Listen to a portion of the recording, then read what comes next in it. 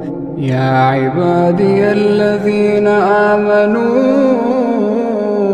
إن أرضي واسعة فإياي فاعبدون.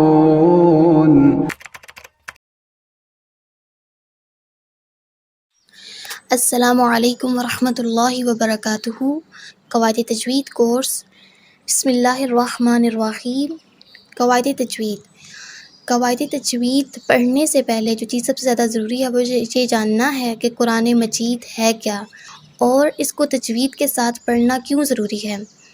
سب سے پہلے قرآن مجید کا تعارف۔ قرآن مجید اللہ تعالیٰ کا حقیقی کلام ہے جو کہ عربی زبان میں نازل ہوا، جیسا کہ قرآن مجید میں اس بات کی صراحت ہے بِلِسَانٍ عَرَبِيٍّ مُبِينٍ کہ قرآن مجید کا نزول صاف عربی زبان میں ہے۔ تو سب سے پہلے یہ جان لیں کہ قرآن اللہ تعالیٰ کا حقیقی کلام ہے۔ قرآن اللہ تعالیٰ کی مخلوق نہیں ہے، قرآن اللہ تعالیٰ کا کلام ہے، اللہ تعالیٰ کی بات ہے اور اس نے اس کو عربی زبان میں نازل کیا ہے۔ قرآن مجید پڑھنے کی فضیلت۔ اس کلام کو اللہ تعالیٰ نے کائنات کی تخلیق سے 1000 قبل فرشتوں کو خود سنایا، جیسا کہ حضرت ابو ہریرہ رضی اللہ عنہ بیان کرتے ہیں کہ اللہ کے رسول صلی اللہ علیہ وسلم نے فرمایا، بے شک اللہ تعالیٰ نے زمین و آسمان کے پیدا کرنے سے 1000 سال قبل سورہ طٰہٰ اور یاسین تلاوت کی۔ جب فرشتوں نے سنا تو کہنے لگے، سعادت و عمدگی ہے اس امت کے لیے جس پر یہ نازل ہوگا، اور سعادت مند ہیں وہ سینے جو اس کو اٹھائیں گے یعنی کہ یاد کریں گے، اور سعادت مند ہیں وہ زبانیں جو اس کی تلاوت کریں گی۔ تو اگر ہم قرآن مجید کی تلاوت کرتے ہیں تو ہم بھی انہی سعادت مند لوگوں میں شامل ہو جائیں گے۔ اللہ سبحانہ تعالیٰ ہم سب کو ان لوگوں میں شامل کرے۔ اسی طرح کچھ دوسری روایات میں قرآن کی فضیلت کیا آتی ہے کہ جس نے قرآن مجید کی ایک حرف کی تلاوت کی اس کے لیے نیکی ہے، اور وہ نیکی 10 نیکیوں کے مثل ہے۔ میں نہیں کہتا کہ الف لام میم ایک حرف ہے، بلکہ الف ایک حرف ہے، لام ایک حرف ہے، میم ایک حرف ہے۔ اسی طرح نسائی کی روایت میں کیا آتا ہے کہ قرآن مجید کی عمدہ قرأت کرنے والا بزرگ اور پاک باز فرشتوں کے ساتھ ہوگا، اور جو تلاوت کرتے ہوئے اٹکتا ہے اور اس پر مشکل ہوتی ہے اس کے لیے 2 گنا اجر ہے۔ تو قرآن مجید میں اگر پڑھتے وقت آپ کو مشکل پیش آ رہی ہے تو آپ نے پریشان نہیں ہونا، بلکہ اپنے لیے آپ نے یاد رکھنا ہے کہ میرے لیے دوہرا اجر ہے کیونکہ میں دوہری کوشش کر رہا ہوں۔ تو جو جتنی کوشش کرے گا وہ اتنا اجر پائے گا۔ قرآن مجید پڑھنے کی کیفیت۔ اللہ سبحانہ تعالیٰ نے جب قرآن کو نازل کیا تو ساتھ میں اس کے پڑھنے کی کیفیت کو بھی نازل کر دیا۔ اللہ تعالیٰ نے جبرائیل امین کو جب یہ قرآن دے کر بھیجا تو ساتھ پڑھنے کی کیفیت بھی بیان کر دی اور فرمایا، وَرَتَّلْنَاهُ تَرْتِيلًا، اور ہم نے اس قرآن مجید کو ٹھہر ٹھہر کر پڑھ کر سنایا ہے، یعنی کہ ترتیل کے ساتھ پڑھ کر سنایا ہے۔ اسی لیے ترتیل کے ساتھ پڑھنے کو باری تعالیٰ نے تلاوت کرنے کا حق گردانا ہے اور فرمایا، قرآن میں ایک اور جگہ آتا ہے، الَّذِينَ آتَيْنَاهُمُ الْكِتَابَ يَتْلُونَهُ حَقَّ تِلَاوَتِهِ کہ وہ لوگ جن کو ہم نے کتاب دی وہ اس کی تلاوت اس طرح کرتے ہیں جس طرح کی تلاوت کرنے کا حق ہے۔ تو تلاوت کا حق ترتیل ہے، جو کہ صحابہ کرام نے اپنے معلم میں اول محمد عربی صلی اللہ علیہ وسلم سے سیکھا۔ چنانچہ ابن عباس فرماتے ہیں کہ میں ایک سورت کو ترتیل کے ساتھ پڑھنے کو پورے قرآن کو بغیر ترتیل کے ساتھ پڑھنے سے زیادہ محبوب رکھتا ہوں۔ تو اس سب چیزوں سے ہمیں ترتیل کی اہمیت کا پتہ چلتا ہے۔ ایک تو یہ کہ اللہ تعالیٰ نے خود بھی قرآن کو جب نازل کیا تو وہ ٹھہر ٹھہر کر نازل کیا۔ قرآن جب نازل ہوا تو 23 سال کے عرصے میں نازل ہوا، اور اسی طرح جب قرآن کو پڑھا گیا تو ترتیل کے ساتھ ہی پڑھا گیا، اور قرآن کا حق یہی ہے کہ اسے ترتیل کے ساتھ پڑھا جائے۔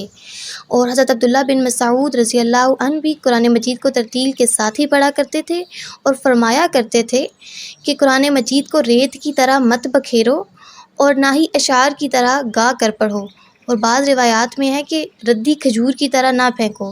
گویا مطلوب ان کا یہ کہ اتنا تیز نہ پڑھو کہ معنی کا خیال نہ رہے، اور اتنا ڈھیلا بھی نہ پڑھو کہ اس کی ساخت ہی بدل جائے اور وہ اشعار بن جائیں۔ تو قرآن کو ترتیل کے ساتھ پڑھنا ضروری ہے۔ اور ترتیل کیا ہے، ترتیل سے کیا مراد ہے؟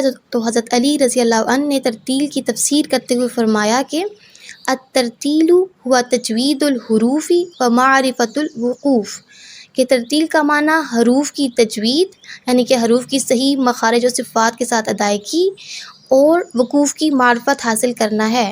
تو اگر ہم تجوید سیکھنے جا رہے ہیں تو ہمیں کیا سیکھنا ہے کہ حروف کے مخارج کیا ہیں، ان کی صفات کیا ہیں، اور وقوف کی پہچان کہ کہاں پر وقف کرنا جائز ہے اور کہاں پر وقف کرنا درست نہیں ہے۔ تجوید، سب سے پہلے یہ جان لیتے ہیں کہ تجوید کا مطلب کیا ہے۔ تجوید کا لغوی معنی ہے عمدہ کرنا، اچھا کرنا، اور اصطلاحی معنی قرآنی حروف کو ان کے مخارج اور جمیع صفات کے ساتھ ادا کرنا۔ یعنی کہ جب ہم تجوید کے ساتھ پڑھیں گے تو ہم نے مخارج کا خیال رکھنا ہے۔ مخارج کہتے ہیں حرف کے نکلنے کی جگہ کو، ٹھیک ہے، مخرج کہتے ہیں۔ تو جب حرف اپنی جگہ سے نکلے گا تو اس کا مطلب ہے کہ وہ اپنے درست مخرج سے نکلے گا تو اس کی ادائیگی بھی درست ہوگی۔ اور جمیع صفات یعنی کہ اس حرف کی جو صفت ہے اس میں شدت پائی جاتی ہے، اس میں نرمی پائی جاتی ہے، یا پھر اس میں اور اس کی جو بھی صفت سیٹی پائی جاتی ہے، تو ان تمام صفات کا جب خیال رکھتے ہوئے اس حرف کو ادا کیا جائے گا تو وہ حرف تجوید کے ساتھ ادا ہوگا۔ اور جب سارے حروف تجوید کے ساتھ ادا ہوں گے تو وہ قرآن مجید کو تجوید کے ساتھ پڑھنا ہو جائے گا۔ اب اس کی فضیلت کیا ہے کہ یہ علم، کون سا علم؟ تجوید کا علم تمام علوم سے افضل ہے، کیونکہ اس کا تعلق کلام اللہ سے ہے، ٹھیک ہے، براہ راست یہ اللہ تعالیٰ کا کلام ہے اور قرآن کو ہم پڑھ رہے ہیں تو اس وجہ سے یہ افضل علوم میں سے ہے۔ حکم، تجوید کے تفصیلی قواعد کا سیکھنا فرض کفایہ ہے۔ فرض کفایہ اس فرض کو کہتے ہیں کہ اگر کوئی ایک انسان بھی اس کو کر لے تو باقی سب کی طرف سے وہ کفایت کر جاتا ہے۔ اور قواعد کے مطابق پڑھنا فرض عین ہے۔ فرض عین یعنی کہ سب پر فرض ہے، یعنی ہر شخص پر واجب ہے، کیونکہ تلاوت قرآن عبادت ہے اور ہر عبادت کی مخصوص کیفیات توقیفی ہوتی ہیں جن کو بجا لانے سے ہی عبادت قبول ہوتی ہے۔ کہ دیکھیں ہر عبادت کو ادا کرنے کا طریقہ اللہ تعالیٰ نے سکھایا ہے۔ نماز کیسے پڑھنی ہے اس کے بارے میں سنت کا طریقہ ملتا ہے، روزہ کیسے رکھنا ہے اس کا سنت طریقہ ملتا ہے، حج کرنے کا سنت طریقہ ملتا ہے۔ اسی طرح قرآن کی تلاوت کرنا بھی ایک عبادت ہے اور اس کا بھی ہمیں سنت طریقہ ملتا ہے، تو ہم نے سنت کو فالو کرنا ہے اور قرآن کو تجوید کے ساتھ پڑھنا ہے۔ تجوید کے ارکان، تجوید کے 4 ارکان ہیں۔ پہلا ہے مخارج، حروف کی پہچان، یعنی کہ حروف کے مخرج کی پہچان، ٹھیک ہے۔ دوسرا ہے صفات حروف کی پہچان کہ حروف کی صفت کیا ہے۔ تیسرا ہے تجوید کے تمام قواعد کی پہچان، جو کہ ہم اس کورس میں پڑھیں گے۔ تجوید کے قواعد کہ غنہ کہاں کرنا ہے، اخفا کہاں کرنا ہے، آپ نے ادغام کہاں کرنا ہے، تو یہ سارے جو تجوید کے قواعد ہیں ان کی پہچان۔ اور چوتھا ہے زبان کو حروف کی صحیح ادائیگی کا عادی بنانا، کہ آپ نے سیکھ لیے ہیں لیکن جب تک آپ پریکٹس نہیں کریں گے تب تک آپ تجوید کے ساتھ پڑھنے کے قابل نہیں ہوں گے۔ تو یہ سارے تجوید کے ارکان میں سے ہیں۔ جب ہم ان تمام ارکان کو پورا کریں گے تو ہم قرآن کو تجوید کے ساتھ انشاءاللہ بإذن اللہ پڑھنے کے قابل ہو جائیں گے۔ اور یہ بھی یاد رکھیں کہ قرآن کو تجوید کے ساتھ نہ پڑھنے سے ہم کیا کرتے ہیں، لہن کا ارتکاب کرتے ہیں۔ کہ بعض اوقات لوگ لہن یعنی کہ غلطی قرآن میں ایسی کرتے ہیں کہ وہ حرام درجے کی غلطی ہوتی ہے، ٹھیک ہے۔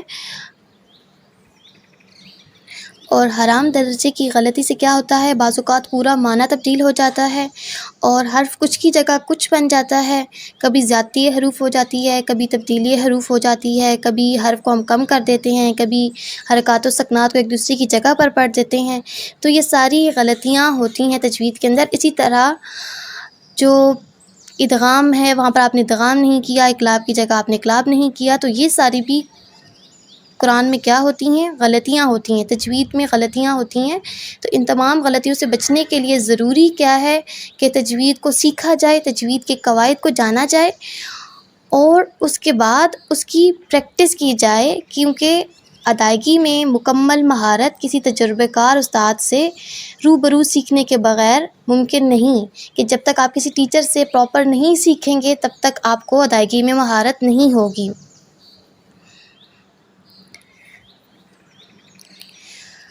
آج کے لیے اتنا کافی ہے، انشاءاللہ نیکسٹ لیکچر میں ہم لوگ تجوید کے رولز سٹارٹ کریں گے۔ سبحانک اللہم و بحمدک نشہد ان لا الہ الا انت نستغفرک و نتوب الیک۔ السلام علیکم ورحمۃ اللہ وبرکاتہ۔